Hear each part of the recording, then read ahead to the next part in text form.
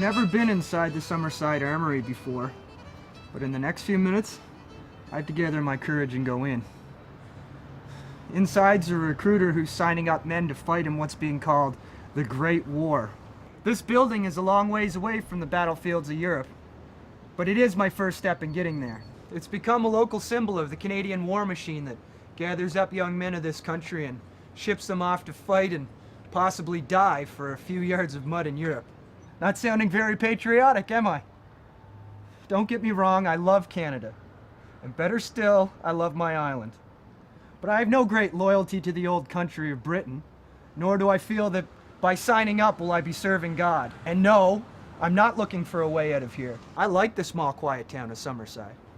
I have a job that I enjoy, a woman who loves me, a loyal family. I have a good life here. I don't see violence as a way to solve issues between nations. But I understand the passion of the men who rushed to sign up, not knowing what waited for them on the battlefields of Europe. The war that started in August of 1914 was not over by Christmas of that year. The months have become years, and those eager recruits have become scarce because of stories of carnage in the trenches that have been making their way home in soldiers' letters. Stories of poor food and sanitation, disease, lice as big as mice, and rats feeding on both the dead and the living. The great adventure has lost its glow, and there is little glory. And for those of us not eager to go, the recruitment campaign has turned to one of shaming. It matters not where I go. All eyes are condemning.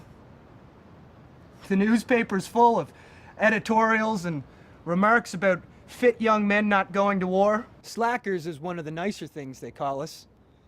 Parasites one of the nastier, and cowards worst of all.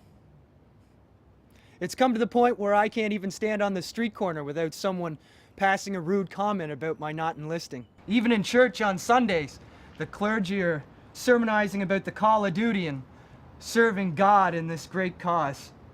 My mother's obviously a rarity when she asked me not to go to war, because right there in the paper are mothers pointing sons toward the recruitment office with the caption, "Go, it's your duty." The latest solicitations are meant to cut through a man's heart and strike at his worth. In big bold letters it says, "Are you holding down a job a woman can do when your king wants you to work for him?" So I concede. Today, I'll walk through these doors and sign the recruitment papers. I have no idea what the future will hold for me, but regardless of what it is, I'll be seen by the world as a man willing to do his duty.